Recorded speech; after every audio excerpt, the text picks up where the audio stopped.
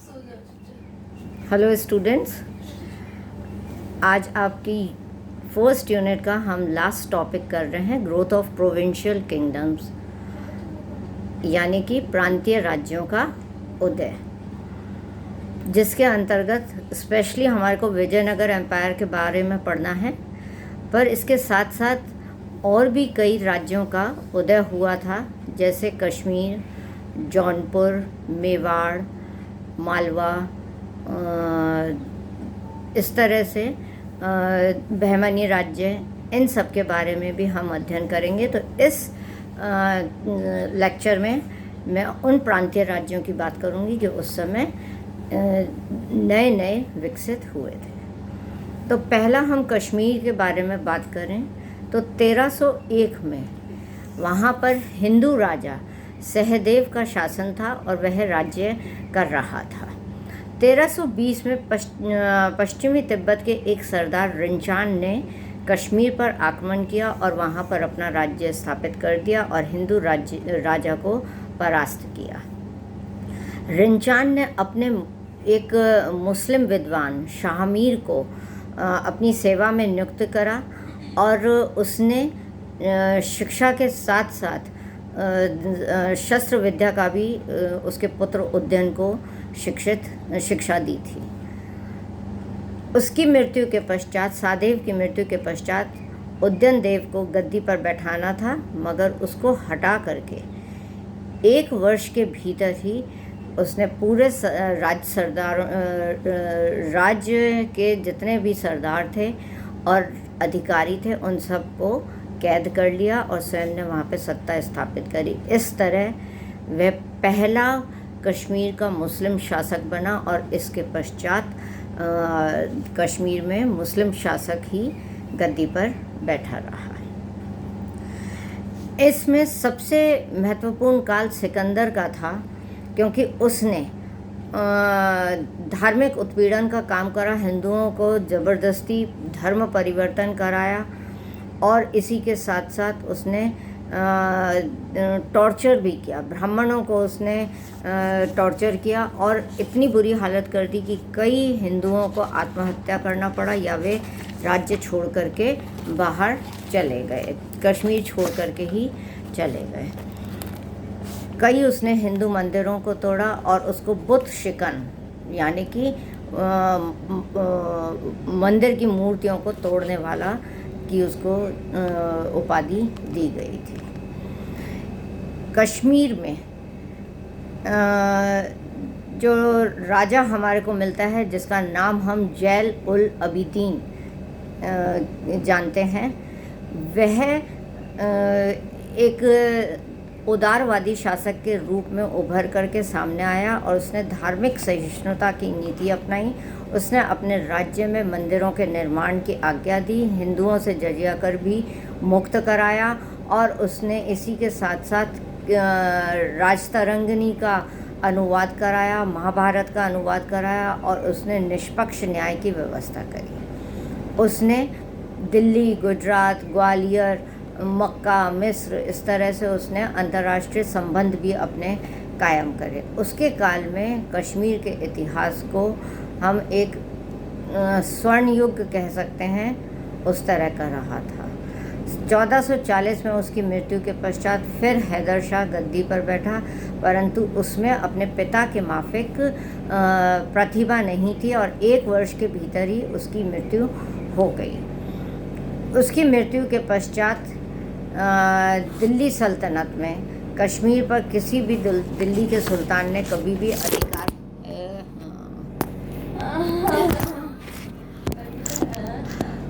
अधिकार प्राप्त नहीं करा और ना ही दिल्ली के सुल्तानों का और उसके साथ में कोई संबंध रहा। नेक्स्ट हम जौनपुर की बात करेंगे। जौनपुर का संस्थापक मलिक सरदार था, जो सुल्तान महमूद तुगलक का वज़ीर था और उसने मलिक उल शर्की की उपाधि ग्रहण करी थी और इसी उपाधि, इसी नाम से वह शर्की वंश कहलाया और शर्की उसने सिक्के का चलन भी प्रारंभ करा। उसकी मृत्यु के पश्चात उसका पुत्र मुबारक शाह गद्दी पर बैठा। 1402 में उसकी मृत्यु हो गई। उसके पश्चात शमसुद्दीन इब्राहिम शाह गद्दी पर बैठा। इस शमसुद्दीन ने जौनपुर को एक सांस्कृतिक विरासत केंद्र के रूप में विकसित किया। उसने विद्वानों को आश्रय दिया। उसने जौनपुर नगर का सौंदर्यकरण किया। एक नई स्थापत्य शैली का उसने विकास किया, जिसको हम जौनपुरी या शर्की शैली के नाम से जानते हैं। तीसरा बंगाल था, जो इस समय एक नए स्वतंत्र प्रांत के रूप में उभर करके सामने आया। और जैसा कि हम जानते हैं कि ऐबक के समय में उसका एक सेनापति, जिसको हम बख्तियारुद्दीन खिलजी के नाम से जानते हैं, उसने बंगाल पर आक्रमण करके सेन वंश के जो शासक वहाँ पर राज्य कर रहे थे उनको हराया था और बंगाल और बिहार पर अपना शासन स्थापित कर लिया था। चूँकि यह दूर था, इसलिए दिल्ली सल्तनत के कोई भी शासकों ने यहाँ पर अपना राज्य विस्तार करने का प्रयत्न नहीं करा। बलबन की मृत्यु के पश्चात में हम देखते हैं कि बुगरा खान ने अपने को सुल्तान नसीरुद्दीन के नाम से स्वतंत्र शासक घोषित करा था और उसके पुत्र रुकनुद्दीन को उसने वहाँ का बंगाल का शासक बना करके नियुक्त करा था। 1301 में शमसुद्दीन फिरोज शाह नामक सूबेदार ने उसे पराजित करके गद्दी हथिया ली थी और विस्तारवादी नीति को अपनाते हुए उसने आसाम क्षेत्र को भी बंगाल में शामिल कर लिया था। 1322 में उसकी मृत्यु हो गई थी। उसके पश्चात उसका पुत्र गयासुद्दीन बहादुर शाह गद्दी पर बैठा था, परंतु दिल्ली का सुल्तान, जो कि गयासुद्दीन महमूद तुगलक जो था, उसके द्वारा वह पराजित हुआ और बंगाल पर दिल्ली सल्तनत की प्रभुता स्थापित हो गई। नेक्स्ट गुजरात के बारे में हम बात करेंगे। 1297 में अलाउद्दीन खिलजी ने गुजरात को विजय करके दिल्ली सल्तनत का अपना एक हिस्सा बना लिया था। 1401 में दिल्ली सल्तनत का ये एक सूबे के रूप में विकसित किया गया था। तैमूर के आक्रमण के समय में जब दिल्ली सल्तनत का विघटन हुआ तो गुजरात का जो सूबेदार इस समय जफ़र खां था, उसने अपने को स्वतंत्र घोषित कर लिया था और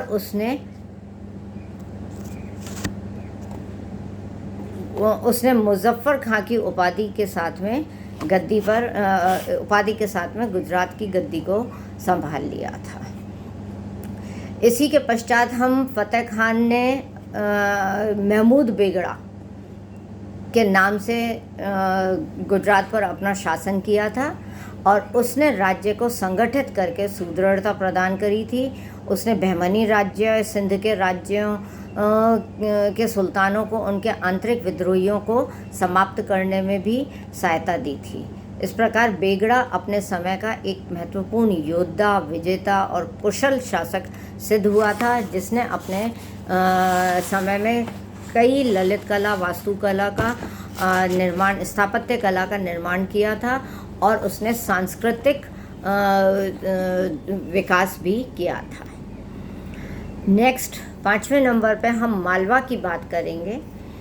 1401 में दिल्ली सल्तनत के विघटन का लाभ उठाते हुए मालवा के सूबेदार दिलावर खान ने अपने को दिल्ली सल्तनत से अलग होते हुए स्वयं को एक स्वतंत्र शासक के रूप में घोषित किया था। 1405 में उसकी मृत्यु के पश्चात उसका पुत्र अल्प खान ने होसंग शाह की उपाधि के साथ में स्वयं को सुल्तान घोषित किया था।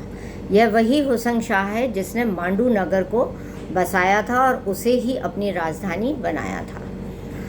1435 में उसकी मृत्यु पर उसका पुत्र गाजी खान, जो मोहम्मद शाह के नाम से गद्दी पर बैठा था। महमूद शाह, जो इसके पश्चात मोहम्मद शाह के पश्चात महमूद शाह 1436 से 1469 तक उसने मालवा में एक नए खिलजी वंश की नींव डाली थी और वह मालवा के योग्यतम शासकों में से एक शासक गिना जाता है। उसने गुजरात, दिल्ली, बहमनी राज्य और मेवाड़ से कई युद्ध किए और अपने राज्य का विस्तार किया था। मेवाड़ यह भी एक नए राज्य के रूप में, प्रांतीय राज्य के रूप में उभर करके सामने आया था। सुल्तान अलाउद्दीन खिलजी की मृत्यु के पश्चात में हमीर देव ने मेवाड़ को दिल्ली सल्तनत से पृथक करके स्वतंत्र राज्य के रूप में स्थापित कर लिया था। मोहम्मद तुगलक के समय में हमीर देव ने चित्तौड़ पर अपना अधिकार स्थापित करके मेवाड़ को एक स्वतंत्र राज्य के रूप में स्थापित कर लिया था। मेवाड़ उत्तरी भारत का एक महत्वपूर्ण राज्य के रूप में उभर करके सामने आया था और इसके शासक जो थे वे दिल्ली सल्तनत के साथ में लगातार संघर्ष की स्थिति में ही रहे थे। हमीर देव के पश्चात क्षेत्र सिंह राजा बना था। क्षेत्र सिंह के पश्चात लखा राजा बना था। लखा के पश्चात में 1433 में राणा कुंभा ने मेवाड़ की बागडोर संभाली थी। राणा कुंभा अपने समय का एक बहुत ही वीर योग्य शासक था, जिसने मालवा के शासक के साथ में और गुजरात के शासकों के साथ में युद्ध किया था और उनको हरा करके कीर्ति स्तंभ का निर्माण करवाया था। कुंभा एक बहुत ही बड़ा साहित्यकार भी था और संगीतकार भी था। उसने वास्तुकला के क्षेत्र में भी चित्तौड़ दुर्ग का निर्माण कराया और साथ ही मेवाड़ में अन्य बहुत सारे दुर्गों का भी निर्माण उसी के द्वारा कराया गया। कुंभा के पश्चात राणा उदय सिंह गद्दी पर बैठा था। उसकी मृत्यु के पश्चात राणा सांगा ने मेवाड़ पर राज्य किया और राणा सांगा का बाबर के साथ में संघर्ष हुआ, जिससे भारत में मुगल शासन की नींव पड़ी थी। मारवाड़ यह भी राजस्थान में राठौड़ों का, जो राष्ट्रकूट के वंशज थे, उनका राज्य था। 1394 में मुसलमानों के बीच में और राजपूत शासकों के बीच में युद्ध हुआ, जिसके फलस्वरूप मारवाड़ राज्य की स्थापना हुई थी। जोधपुर को इसकी राजधानी बनाया गया। पहले मंडोर राजधानी के रूप में था, बाद में जोधपुर को ही राजधानी बनाया गया। 1421 में यहाँ पे कान्हा मारवाड़ के शासक बने। कान्हा के पश्चात रणमल ने मारवाड़ की गद्दी संभाली। रणमल के पश्चात राव जोधा ने यह गद्दी संभाली और जोधा के समय में जोधपुर उनके राजधानी के रूप में स्थापित किया गया। राव जोधा के मृत्यु के पश्चात उनके पुत्रों ने आपस में उसके राज्य को बांट लिया, जिसमें सातल, बीकानेर और मेड़ था।